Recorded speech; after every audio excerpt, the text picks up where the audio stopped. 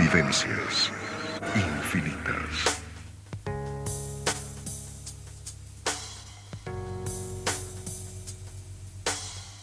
Yo soy vamos a ir de Entre Ríos, estaba en Entre Ríos, en una estancia sobre el arroyo Mandisoví. Bueno, ahí estamos con mi familia, nos criamos dos hermanos. Éramos. Un día, una nochecita, miramos así al sur, en una tapera vieja, aparece una luz. Nos vamos con otros hermanos a verla. Llegamos al lugar y desaparecía. La luz aparecía en el árbol. Y ese árbol se llamaba, era un árbol curupí. De ahí adentro, una planta que se llama curupí. De ahí salía la luz, de abajo hacia arriba. Una luz fuerte, no muy grande, como una linterna, vamos a decir, porque aparecía cuando el tiempo estaba medio feo, ¿no? Noches lindas. Esas noches oscuras, feo, ahí aparecía la luz. Y para mí era la luz más, para mí sería la luz más. Viste, yo me iba a buscar las vacas tardecito y me encontraba con eso. Terror le tenía. Veía eso y para mí era, no sé, un miedo terrible. Hola, ¿cómo va? Aquí estamos. Estamos en el círculo mágico, un círculo donde el pensamiento en voz alta forma parte de esta comunión de comunicación. Y decimos fenómenos extraterrestres. Y nos preguntamos si son simplemente fenómenos astrofísicos o forma parte de la imaginación del hombre que no se resiste desde su propia egomanía a estar plantado en medio de las estrellas. Fenómenos extraterrestres en el ida y vuelta en el círculo mágico.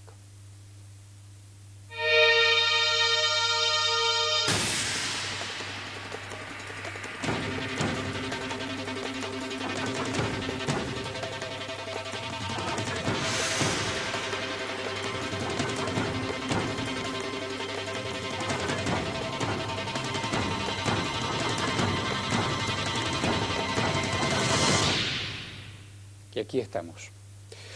Y nuestros invitados, con quienes, no solo en el ida y vuelta en voz alta, intentaremos mirar un cielo imaginario y repensar realmente por dónde pasa la vida extraterrestre si es que las hay. Y él es Asdrúbal Acosta. Gracias, Asdrúbal, ¿eh? Gracias a usted. Y él es Heriberto Llanos. Muchas gracias. Gracias. Y él es Claudio Calistro. Gracias. Y él es Rubén Morales. Gracias. Y yo pregunto, ¿por qué tiene que haber vida extraterrestre, Llanos? Bueno, no es obligatorio. ¿Y por qué uno escucha y uno repregunta y se tejen historias y se tejen leyendas y se documenta que sí lo hay? Bueno, la búsqueda de inteligencia extraterrestre data ya de hace varios siglos. Por ahí, por el 1800, Emanuel Swedenborg supuestamente tenía contactos en forma espiritual con seres de otros planetas. Parece ser que la humanidad no le gusta sentirse sola y está siempre buscando... ¿Eso forma parte del imaginario colectivo o es otra cosa? Forma parte del imaginario colectivo. Imaginario colectivo. Sí. ¿Usted está de acuerdo? Sí, además tengamos en cuenta que la vida es algo que acá se manifiesta hasta en las grietas de las rocas. Debemos creer que en otras partes del universo se ha dado la misma generosidad de parte de Dios o de la naturaleza, ¿no? Es razonable creer que haya vida extraterrestre, es razonable creer que haya vida inteligente y hasta es posible que haya vida tan inteligente que no tenga intenciones de comunicarse con nosotros. Digo, desde la egomanía el hombre siempre intentó ser el eje central de la creación.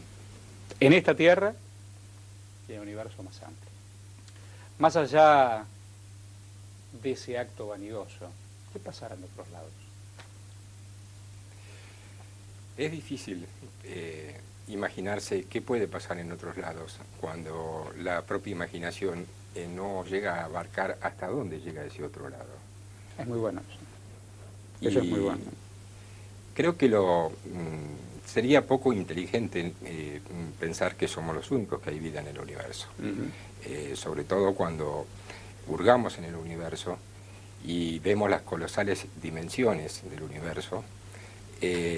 Bueno, la idea en sí genera mucha polémica. Este es un tema que desde que el mundo es mundo se ha polemizado. Quizás en otros términos, porque en la antigüedad se hablaba de dioses, se interpretaba todo desde la óptica de los dioses. En esta época moderna empezamos a tener conciencia de que como seres humanos, como seres inteligentes, no seríamos los únicos en el universo. Todo lo que el hombre no entiende le pone nombre, Sí. nombre propio. Todo lo que el hombre imagina lo recrea no solo con dibujos, ni solo con literatura, sino con ficción hasta incluso militar. En plenas guerras frías, el hombre hizo lo propio. Inventó ovnis, inventó platos voladores. ¿Está de acuerdo con esa postura? ¿O cree que hay otra cosa? Bueno, ante todo yo pienso que cualquier postura rígida, dogmática con respecto a este tema, se estaría cayendo en un error. El fenómeno en este momento ha llegado a un catálogo de realidad. Yo hablo desde la experiencia personal. Digamos que lo único que yo puedo aportar es lo que he visto, lo que he vivido, y creo que en eso me igualo a miles de personas en todo el mundo. Cuando usted dice lo he vivido, ¿usted ha sido protagonista desde dónde? De experiencias de contacto. Contacto. Para Sí. aquellos que no tienen la menor idea, ¿qué es un contactado? Bueno, ya nos pusimos un catálogo. Yo no diría que es un contactado, yo diría que es un contacto. Un contacto puede ser visual. Usted sabe que hay una clasificación que hizo Joseph Hallan Hynek, de primer tipo, de segundo tipo, no vamos a abundar en eso, pero yo conozco, porque me relaciono con gente que ha vivido este tipo de experiencias, de que hay contactos de distinto tipo y que esto no es un fenómeno nuevo, ni de la llamada New Age, ni que tenga que ver con alguna situación que ocurra en la Tierra, es algo que acompaña la historia del hombre. Yo voy a volver a su testimonio, pero quisiera ver o escuchar a don Fausto Torres. Fausto Torres repasa la Biblia y dice que desde ese libro sagrado hay mensajes vinculados con fenómenos extraterrestres. Lo dice así. Yo sostengo que es un mensaje extraterrestre toda la Biblia. Tenemos un caso excepcional, a mi criterio, lo que yo diría que es la primera abducción en la historia bíblica, que es el momento en que Elías es arrebatado al cielo por un torbellino y llevado en un carro de fuego. Ese es un texto que está en el segundo libro de los Reyes. Hay muchos otros estudiosos han dicho que Ezequiel es el profeta de las naves extraterrestres.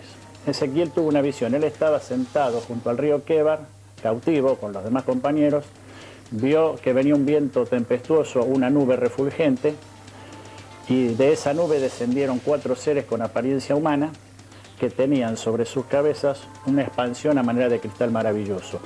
Si uno lo analiza bien y lo lee con detenimiento, se va a dar cuenta que eran astronautas. Yo podría ir al Nuevo Testamento, por ejemplo, y decir que en el momento en que Jesucristo es llevado al cielo por una nube, estaban todos mirando hacia arriba, y había 2 varones con vestiduras blancas, que nadie sabe de dónde salieron, que le dijeron, ¿qué están mirando? Así como lo vieron ir, lo verán regresar. Es decir, que lo que se está esperando es que la segunda venida de Jesucristo a la tierra se produzca en una nube. Yo le cambiaría la U por la A y diría en una nave. Yo recién preguntaba, desde la imaginación del hombre todo vale. Todo vale. La Biblia miente, este señor es un farsante, o en realidad la libre interpretación coincide. A ver. Pienso, Perdón. sí, Sí, adelante. pienso que la libre interpretación coincide. Lo que se diferencia son las épocas y los modos de interpretar. Antiguamente, en realidad existen las menciones en la Biblia, está eso, no es un invento. Pero algo le pasó, digo, desde la Biblia, desde 2000 años para acá, algo pasó. Algo con la ciencia, con la evolución del hombre. Correcto. Pasó. Hemos tomado conocimiento de este fenómeno que hoy se lo llama fenómeno objeto volador no identificado. Hemos es. tomado conciencia y conocimiento de lo que se ha dado en llamar plato voladores y la probabilidad de existencia de vida extraterrestre. ¿Usted ya no también te quería decir Sí, algo sobre eso? El problema que tenemos con el tema OVNI actualmente es que la gran mayoría de los casos, más del 99%, solamente tenemos testimonio humano. Tenemos pocos registros fotográficos, pocos registros de video, poco análisis de rastros que habrían dejado estos aparatos. Y en este caso tenemos algo peor, porque no tenemos ni siquiera el testigo, porque Ezequiel relata esto hace más de 2500 años, y bueno, puede brindarse a cualquier interpretación. Algunos hablan de especulaciones, como digo Zúñiga, por ejemplo, cuando le preguntamos entre vida extraterrestre y OVNI, y Zúñiga en Chile nos dijo. El tema de los ovnis es un tema, la existencia de vida extraterrestre es otro. Se tiende a hacer un cruce entre ambos, a conectarlos, y a mí me parece que es incorrecto. El fenómeno ovni se refiere a la investigación de objetos que ni siquiera se sabe si son objetos, voladores no identificados. Puede ser que yo vea un avión, pero yo no sepa que es un avión. Ahí para mí es un ovni. Pero si viene alguien que tiene mejores conocimientos que yo y me explica, era un avión, porque a esa hora pasó un avión de tal línea aérea, en tal lugar, y coincide exactamente con lo que tú viste, bueno, es un avión y deja de ser ovni. En cambio, la vida extraterrestre, que se basa solamente en especulaciones científicas, podría existir debido a que el universo es tan grande como siempre se repite, pero eso no quiere decir que ellos vengan acá. Yo doy vuelta siempre lo que dicen los ufólogos más proclives a la hipótesis extraterrestre. Ellos dicen, el universo es tan grande, ¿cómo vamos a ser los únicos? Tú sabes, la cantidad de ovnis que se ven en la Tierra es increíble, se habla de un ovni cada 6 minutos. Los ufólogos más proclives, como decía recién, a la hipótesis extraterrestre, creen que cada ovni es una nave extraterrestre. Y si fuera así, bueno, entonces la Tierra es un centro turístico increíblemente importante a nivel universal. ¿Serán puras especulaciones? Bueno, respecto al tema de la Biblia en sí mismo y respecto a la vida extraterrestre en sí misma, yo pienso que nosotros en nuestra época le damos una reinterpretación a todo lo que ha sucedido en el pasado y la humanidad está necesitada de nuevos dioses, de nuevas formas de creencia que suplanten estructuras que de alguna manera han quedado caducas. Cuando usted dice reinterpretaciones, ¿qué quiere decir? Quiero decir que tal vez los extraterrestres sean una especie de nuevos mesías, una especie de criaturas intermediarias entre la divinidad y nosotros mismos, entre el cielo y la tierra. ¿Pero son etiquetas humanas? Bueno, de hecho, el tema que plantea Rubén es muy interesante porque en 54 años no se ha encontrado nunca una prueba evidente de que algunos de estos casos de OVNI se deban a naves extraterrestres. Y en 54 años, si uno hace encuestas de opinión como se hace en Estados Unidos, más de la mitad de la población cree que los ovnis son extraterrestres. Entonces, ante la falta de pruebas por un lado científicas y ante la gran creencia de la gente, no nos queda otra cosa que decir que este es un fenómeno religioso. Estamos asistiendo a la formación de una nueva religión basada en las supuestas visitas de seres superiores tecnológicos que nos vienen a ayudar o a proteger de nuestra propia tecnología. Cuando usted habla de contacto, ¿está hablando también de un vínculo místico o otra cosa? No exactamente. Al respecto quería acotar que cualquier persona que haya estado realmente ante la presencia de un fenómeno de OVNI se da cuenta instantáneamente que eso no es una nave terrestre, por las trayectorias, por las violaciones que realiza la ley de gravedad y a los movimientos erráticos que realiza. No es un avión, no es nada conocido. Se acerca, se aleja, son trayectorias imposibles de realizar en la velocidad que lo hacen las naves terrestres. Así es el círculo mágico. Así es en el círculo mágico y las preguntas de siempre. El hombre siempre se habrá preguntado si él está solo en el universo. Siempre se lo ha preguntado y siempre ha dudado. El hombre duda de todo lo que desconoce, teme a lo que desconoce y ante lo desconocido tiene una natural resistencia a aceptar aún aquello que está viendo como algo físico y concreto. Cuando ustedes hablaban de fenómenos extraterrestres, alguien vio y dijo, puede ser un fenómeno teológico. ¿Usted coincide con el fenómeno teológico? No creo que sea un fenómeno teológico. De acuerdo a mi experiencia y al conocimiento que tengo sobre el tema, se trata de un fenómeno físico concreto. Y no se trata de una confusión tampoco. Hay datos muy concretos, pero esos datos están en un nivel de reserva y no al alcance del público. ¿Son simplemente fenómenos astrofísicos? No solamente astrofísicos. El tema es que las pruebas no aparecen nunca. Las pruebas no aparecen. Las pruebas no aparecen, están siempre guardadas, bajo secreto, bajo 7 llaves. Y bueno, hay una conspiración, eso es lo que dicen. Pero el hecho es que siempre son testigos, siempre hay testimonios y nunca hay pruebas físicas. Él decía, por ejemplo, que había posibilidad de que él había visto algo. Pero, ¿por qué no lo fotografió? ¿Por qué no lo filmó? No, sí, hay oportunidades en que se obtienen testimonios fotográficos y fílmicos, otras que no, y eso también forma parte del misterio. Cualquiera que haya participado de algún contacto sabe que en situaciones se traban máquinas fotográficas, se traban elementos electrónicos. ¿Son documentos falsificados eso?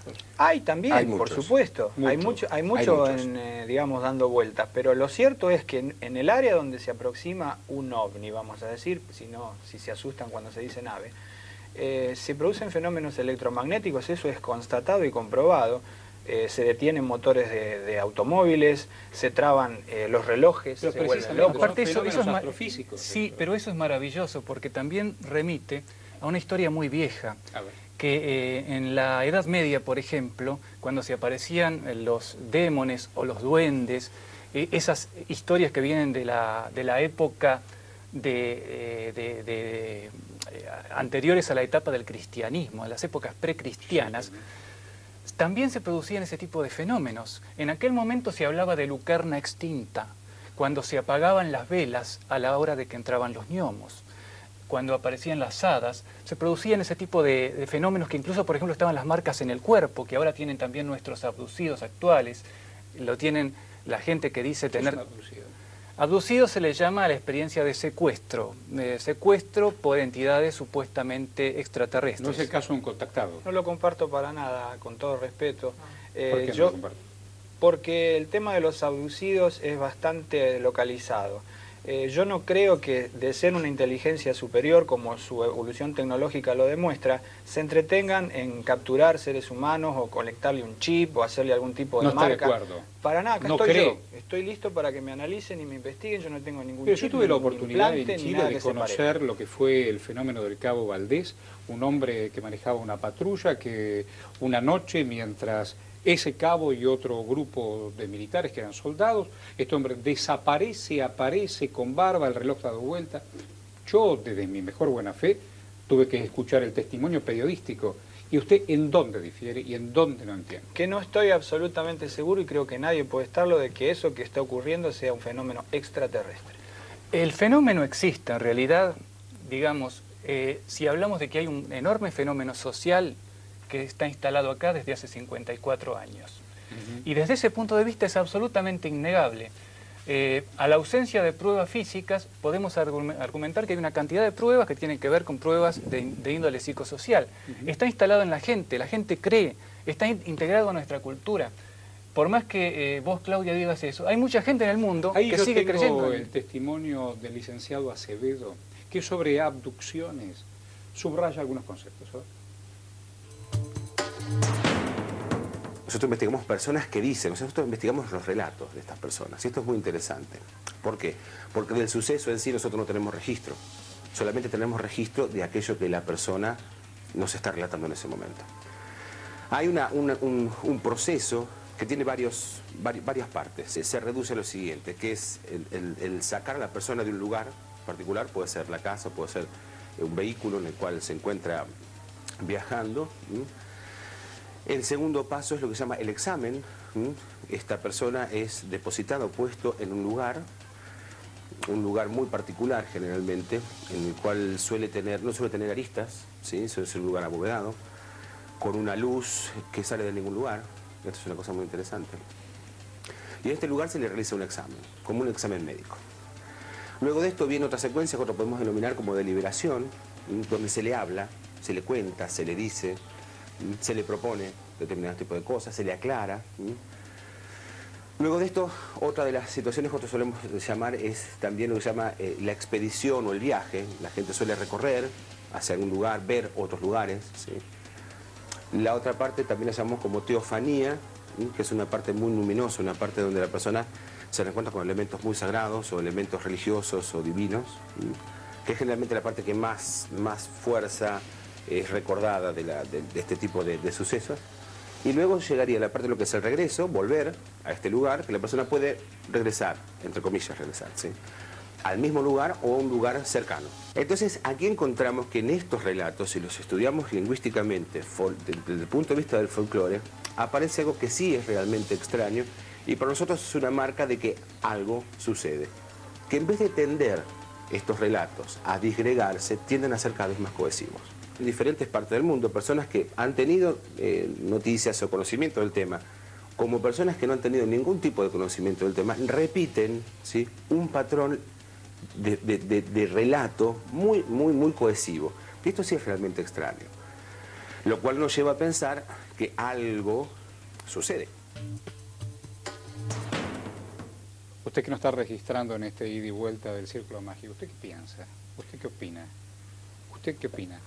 Háganos llegar su comentario, su opinión.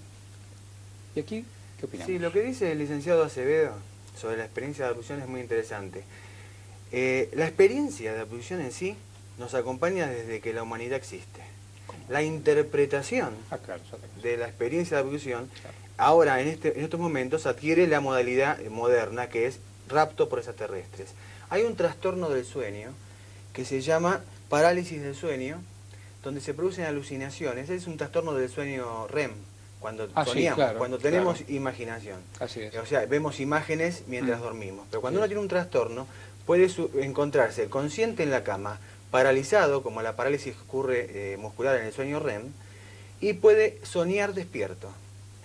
Y bueno, yo tenía una paciente que tenía este trastorno, pero ella, como tenía una formación espiritista, decía que la visitaban espíritus de personas muertas. Ella tenía una formación en la Escuela Científica Basilio y estaba adoctrinada sobre la base de espíritus de muertos. Cuando usted habla de trastorno, ¿estamos hablando de enfermedad? Es un trastorno del sueño, digamos, es una enfermedad leve. ¿Yo puedo decir que un contactado también está enfermo? No podemos decir, y cuando se hicieron investigaciones, de hecho ha aparecido algunos contactados que tenían epilepsia del lóbulo temporal o trastornos del sueño. ¿Usted ha tenido algún tipo de manifestación de desequilibrio? Hasta el momento no, aparte me parece que toda generalización es odiosa. Son miles de personas en el mundo que están manifestando esta sintomatología. Por ejemplo?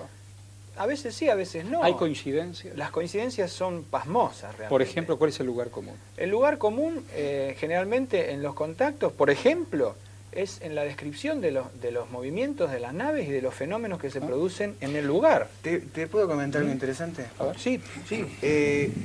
Cuando aparecieron los primeros seres en la década del 60, a finales de la década del 50, que se veían las naves y se veían los extraterrestres, no había ningún tipo de coincidencia. Veían tipo robot, tipo monstruo, tipo altos, tipos bajos. Con el tiempo y con los medios de comunicación... ¿Usted cree que fueron uniformando? Y ahora todas las experiencias de abducción está el ser gris, de cabeza ovalada y los ojos grandotes negros. No es mi caso. No es su caso. ¿Vos viste seres? Yo he visto seres y no coinciden para nada con ese muñequito que nos quieren vender. Ajá. Yo lo que quiero decir es que... ¿Son parecidos a qué? Dado que a nosotros, antropomórficamente, son seres que a veces se pueden ver con una estructura aparentemente luminosa, que no es porque sea un fantasma. ¿Tienen género? ¿Son varones? Son... No, bueno, eso tanto detalle yo no he tenido oportunidad de observar. ¿Pero qué tipo de ropa tenían? ¿Estaban desnudos? No. O sea, generalmente lo que se observa es una vestimenta uniforme, de un solo color, de un monopieza. ¿A modo de sábana? Generalmente lo que... No, como si fuera que... No, adherido al cuerpo. Adherido al cuerpo. Lo que yo quiero decir es que... Lo que no se está... El origen, el origen.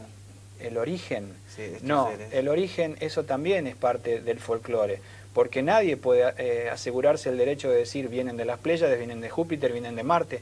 Los extremos son malos. Yo creo que es un fenómeno que hay que estudiarlo desde todos los ángulos y me parece que lo que está pasando con tantos miles de personas es digno de ser investigado, sea lo que sea que está pasando. Por otra parte, no creo que sea algo religioso.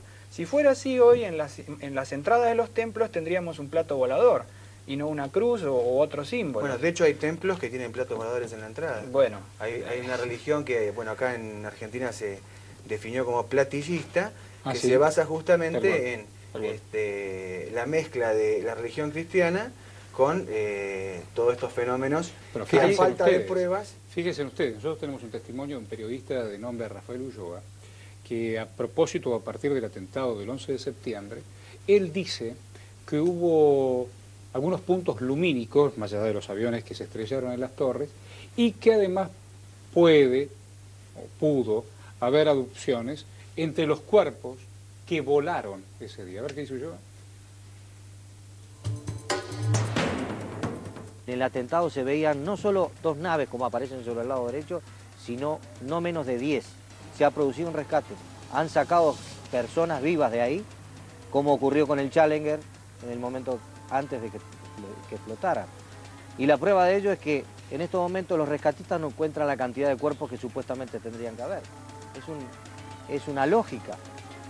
Es decir, si hay 6.333 desaparecidos, no puede ser que solamente haya 200 y pico de cuerpos encontrados. ¿Usted quería apuntarnos algo? Sí, esto es real. Esa imagen apareció, son 10 segundos de filmación que fueron emitidas por una de las cadenas de televisión en directo. Y hoy en día existe una tremenda polémica a nivel de internet en todo el mundo, porque hubo gente que hizo análisis de imágenes, y bueno, hay quienes afirman que ese objeto que aparece ahí era un objeto cilíndrico y se trataría de un avión, mientras que hay otros que sostienen que ese objeto es un ovni.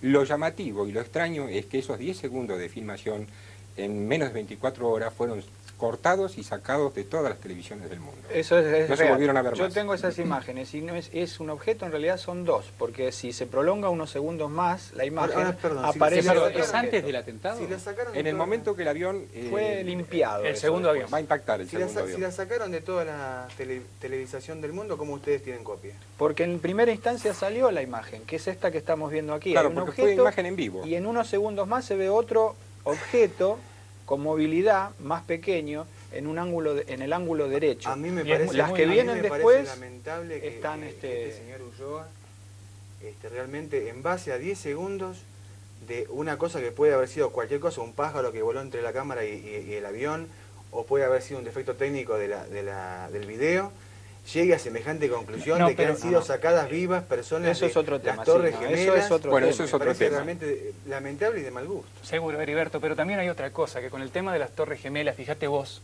cómo no solamente se vio eso, que evidentemente por el trazo que tiene y por lo que han deducido algunos investigadores en Estados Unidos, corresponde con el vuelo de un avión, el objeto en sí mismo, no tiene un vuelo errático, cosa por el estilo.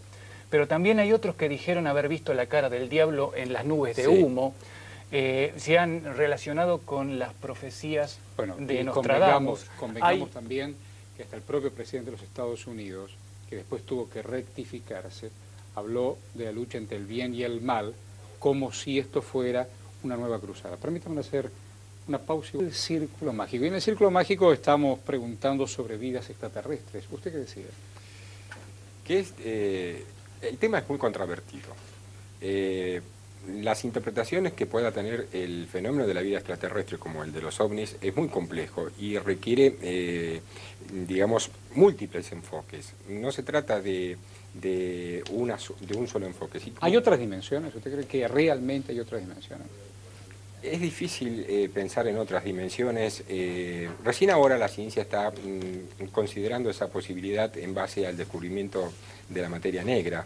Pero en sí los científicos... Hay dos cosas principales que los científicos, o tres cosas principales que todavía no se ponen de acuerdo respecto a la naturaleza.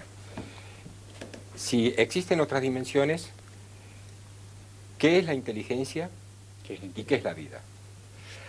Cuando estuvimos en Chile, más allá del caso del Cabo Valdés, hemos ido a desiertos, hemos ido a ciudades donde los testimonios, algunos se superponen, pero muchos de ellos coinciden.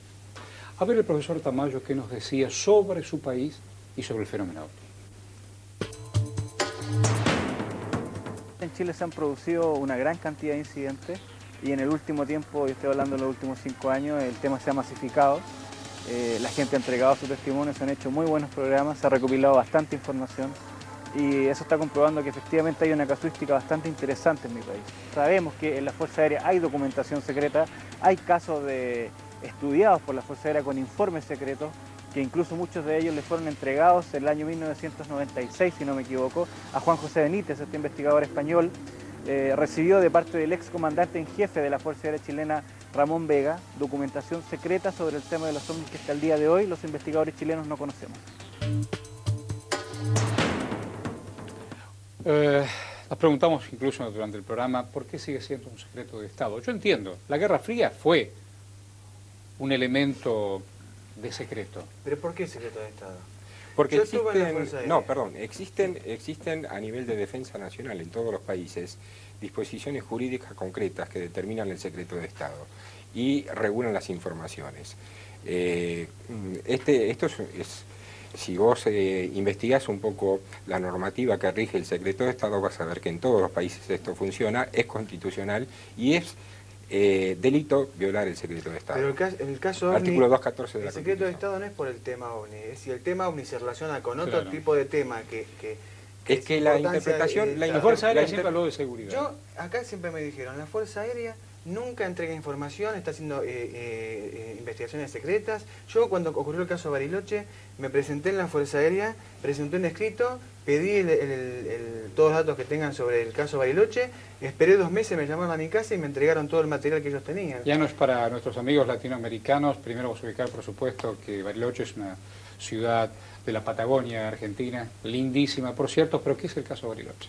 El caso Bariloche ocurrió el 31 de julio de 1995 cuando estaba por aterrizar un avión de Aerolíneas Argentinas y un avión de Gendarmería Nacional en el aeropuerto de Bariloche y bueno, se observaron lo que según mi conclusión fueron solamente luces no identificadas.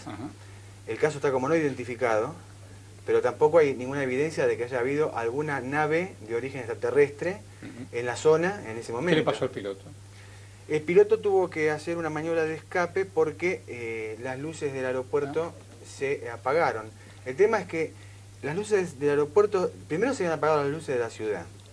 La investigación que hicimos, que simplemente fue llamar a la empresa generadora de electricidad, nos dice que por un error de maniobra se queda a oscuras la ciudad. Luego, era un día muy frío, cuando ponen el grupo electrógeno para encender las luces de pista, encienden todas las luces de todo el aeropuerto y el operador de la torre de control le dice al comandante Polanco, que era el que estaba en el 727 de Aerolíneas Argentinas, le voy a encender las luces de pista cuando usted esté frente al localizador, que sería el localizador del ILS, en la recta final ya para aterrizar, no antes. ¿Por qué? Porque seguramente tenía miedo de que la sobrecarga apagara las luces de pista. Y bueno, ocurre eso, cuando prenden las luces de pista a último momento, la sobrecarga del grupo electrógeno hace que se frene y se corta la electricidad y Polanco tiene que hacer una maniobra de escape, que es una maniobra que está prevista en casos de que haya algún problema a último momento. ¿Usted quiere apuntar algo?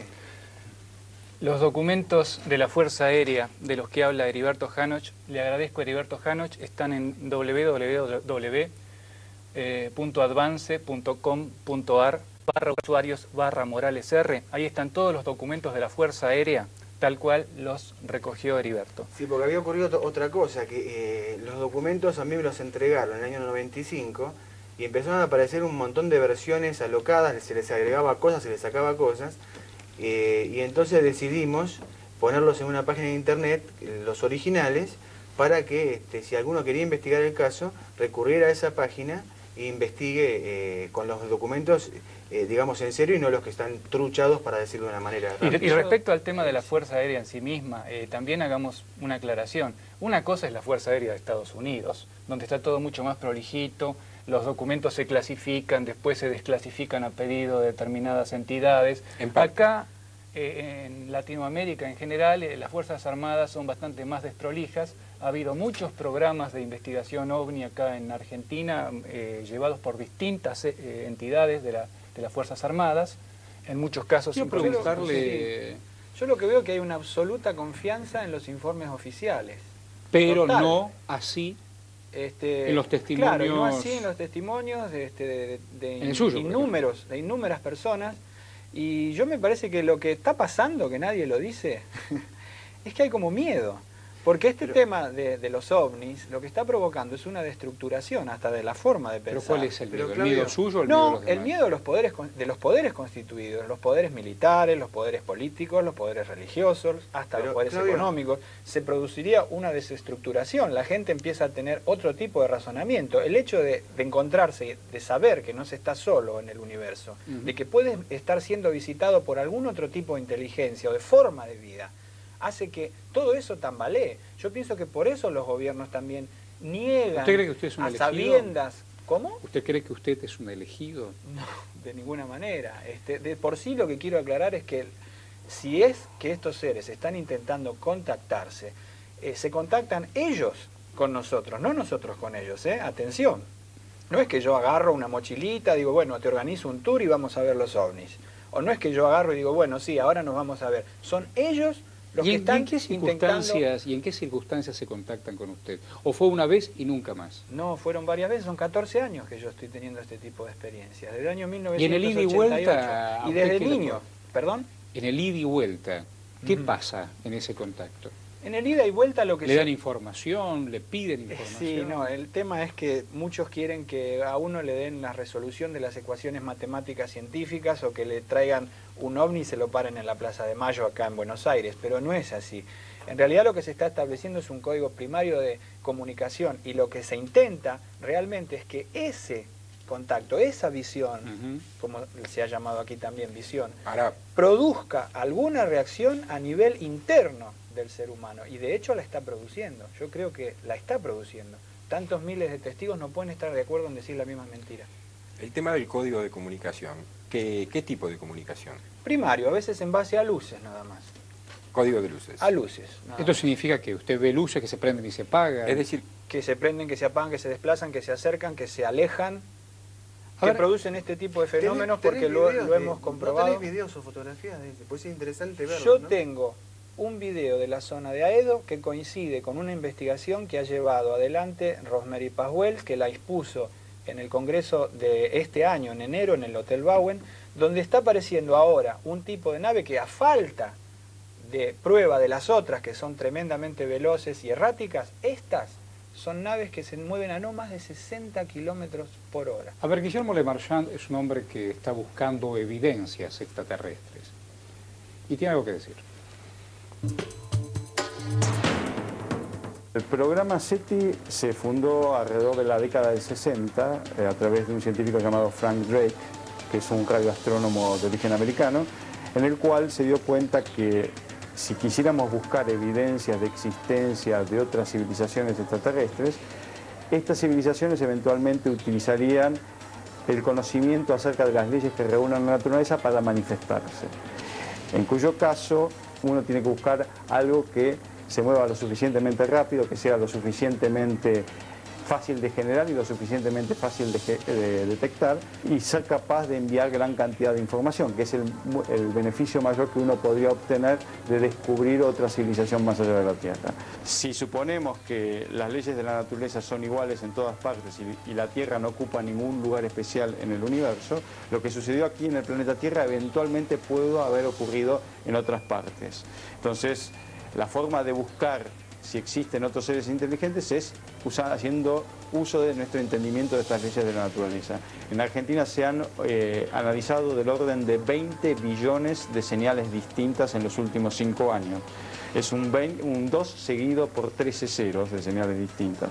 Automáticamente una supercomputadora analiza todas esas señales y solo unos 2.000 o 3.000 tenían las características que uno esperara que tuviera las señales de origen inteligente y por ende artificial. Sin embargo, cuando uno las examina con mayor precisión, esas señales son artificiales, son inteligentes pero generadas por la Tierra, son interferencias generadas por el hombre. ¿Esto quiere decir que estamos solos? No, la ausencia de evidencia no es evidencia de la ausencia. Sin embargo, esta búsqueda es como explorar en un pajar cósmico, donde el pajar cósmico sería como buscar una aguja de coser, pero el tamaño de este pajar sería equivalente al volumen de 35 veces el tamaño del planeta Tierra. Entonces lo que demuestra que la búsqueda es muy grande. La ventaja que se tiene hoy es que con el avance de la microelectrónica se pueden explorar millones y miles de millones de celdas de ese pajar cósmico simultáneamente. Y hasta el momento fuimos incapaces de detectar nada. Ausencias de evidencias. Ausencias de evidencias. Es un buen disparador para encontrarnos en el próximo bloque del Círculo Mágico.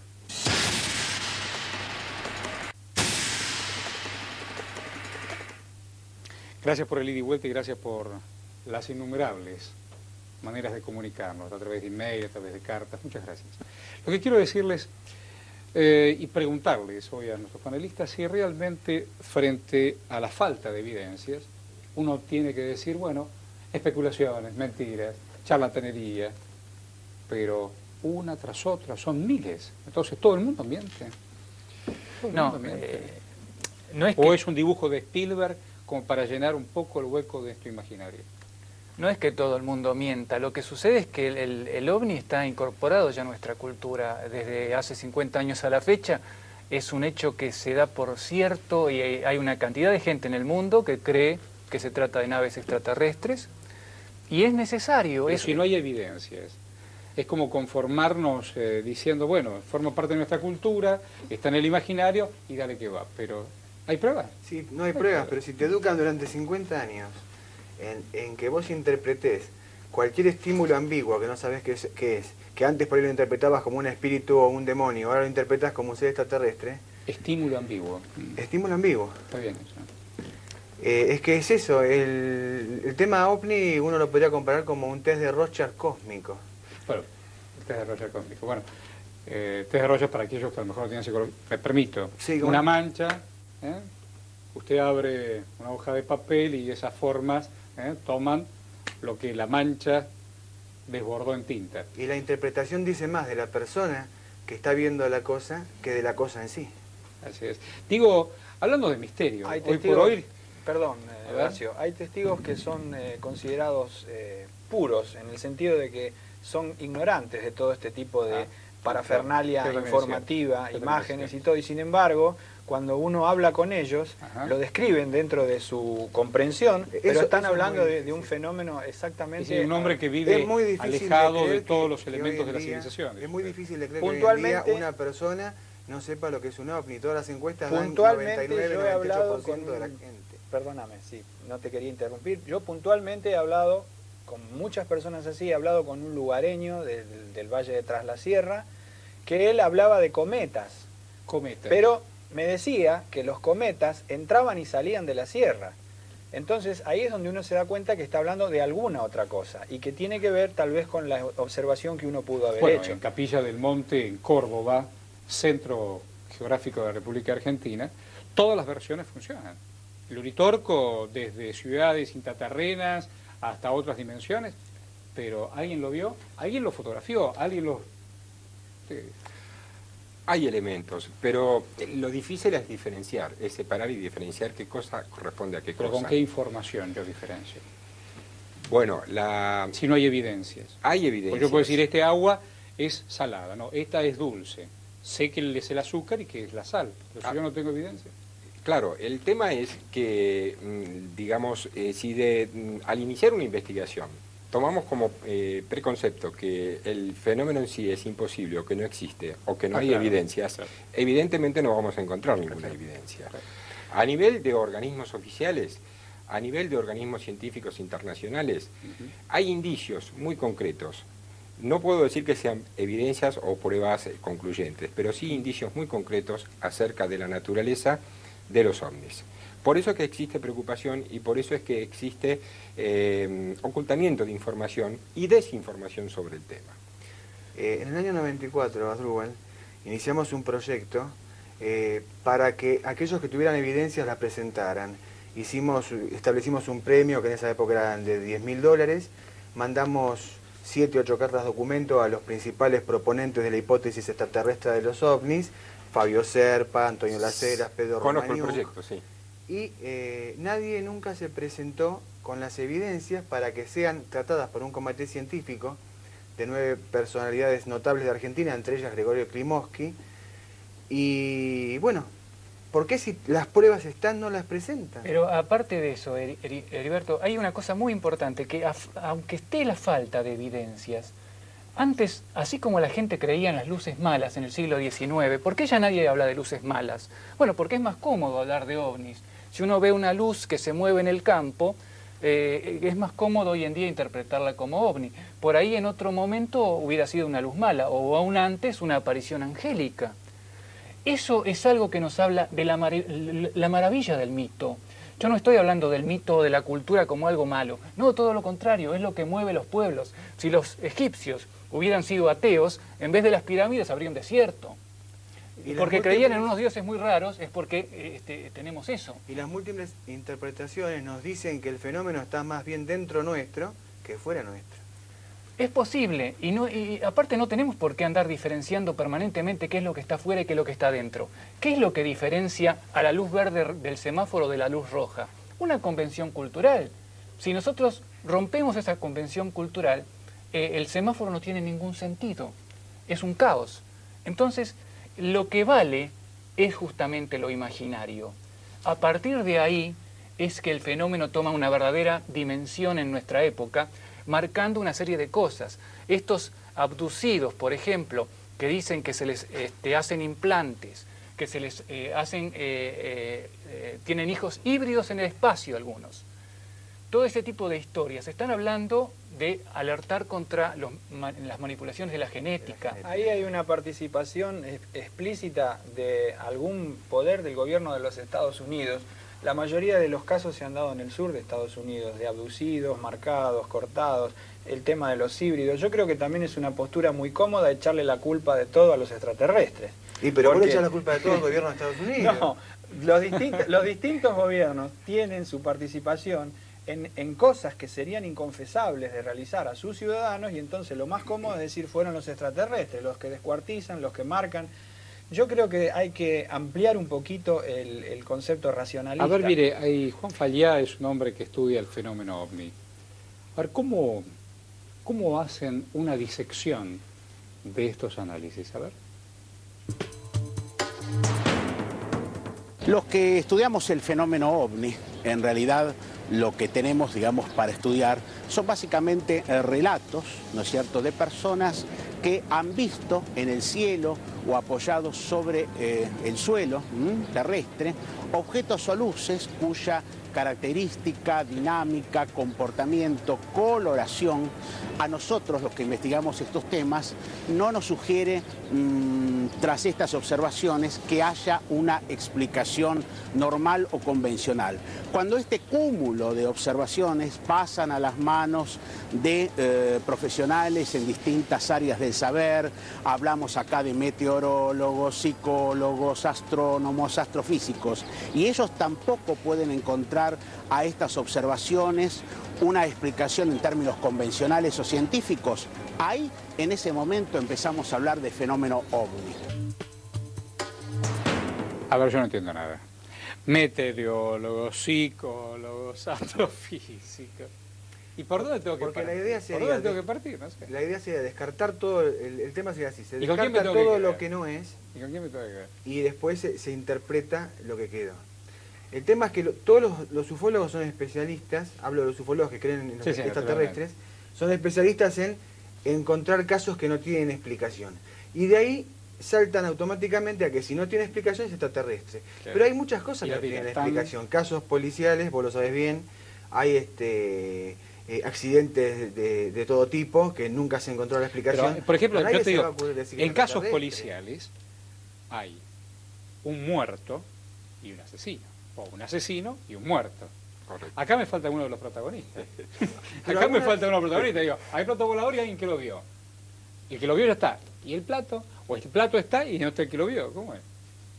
Claro, el tema es, ¿cómo podemos descubrir un asunto X si de antemano negamos la existencia del asunto X en nombre de la improbabilidad? Claro. En eso coincide. No lo neguemos, investiguemos. Porque si uno tiene un preconcepto, decir, bueno, a partir de si tenés un preconcepto que no existe absolutamente nada, bueno, es otra historia. Lo que pasa también que habría que reconocer, bajar un poquito del caballo y reconocer que la ciencia o la llamada ciencia terrestre es muy limitada. Tenemos presuntamente un avance tecnológico inmenso, pero sin embargo hay un montón de cosas que desconocemos, que en este momento nos parecen fantásticas. ¿Usted cómo decodifica el mensaje? El mensaje. Claro, ¿cómo decodificó el mensaje? Porque yo, por ejemplo, para leer hoy, alguien me enseñó la A, la B. ¿Y usted quién le dijo que esas 2, 3 luces significaba tal cosa? No, atención, yo dije que lo que se establece a veces es un sistema de comunicación básico por luces, de decir, bueno, estamos aquí, o a ver si contestan 2 luces, si hacen 2 destellos, o si se apagan 2 veces, punto. Y nada no más. hay una interpretación. Y después, en cuanto al mensaje en sí, yo creo que la aparición de este fenómeno en sí ya es un mensaje. Qué interesante lo que dice Claudio. Aparte, hago una mención. Asdrúbal Acosta es inventor de un aparato que es una lástima no lo haya traído acá. Que si lo hemos reflejado en su momento en Son Enteros. Y que es la contracara de lo que sería el proyecto SETI en Estados Unidos. En Estados Unidos se gastaron millones de dólares en poner radiotelescopios para comunicarse con las estrellas y científicos y qué sé yo. Y él inventó un aparato con un viejo disco de teléfono a pulsos. Codificador numérico. Sí. Codificador numérico, para más tecnicismo. Y con eso, y con un reflector y con un emisor de ondas, logra intentar comunicarse con luces que se ven en el cielo. Pero digamos, esto... cómo este fenómeno, que parece tan anodino o tan distante, sirve para estimular la creatividad. O sea, yo digo, basta con luces en el cielo para tejer a partir de ¿Sabe, ahí todas las Horacio, por historias? ejemplo, que a mí se me han comunicado ya 2 personas que han inventado un sistema para fabricar un plato volador acá en Argentina? Hay uno de ellos que incluso me mandó por email la patente del aparato que... Fabricar un plato volador. Para fabricar un plato volador. O sea que un tema que parece ser tan lejano sirve para estimular una cantidad de cosas que son la Siempre creatividad. que el hombre logró algo fue primero imaginado. Siempre. Sin duda, y siempre la imaginación... Bueno, la creatividad es algo intuitivo. Pero... fíjate que es interesante lo que él plantea, yo lo escuchaba atentamente, el tema de la comunicación por intercambio de señales lumínicas, que es un código primario, sí, muy primario, porque establecer un contacto inteligente... Vos haces eso, digamos. Digamos, un contacto inteligente, no un contacto telepático, sino por medios físicos, que el contacto se pueda demostrar, se pueda registrar. Está siendo considerado a nivel de las primeras academias científicas del mundo. Rodionov, que es uno de los astrofísicos de la Universidad de Moscú, está sugiriendo la utilización del láser y no, como lo está haciendo SETI, como vía de comunicación para establecer un contacto inteligente con los extraterrestres. Muchas gracias a cada uno de ustedes. Muchas gracias. Muchas gracias. Buena vida. Buena vida. Y digo y pregunto, y queda abierta la interpretación. Apenas una luz y un mensaje. Apenas una señal y un mensaje. Claro que no estamos solos.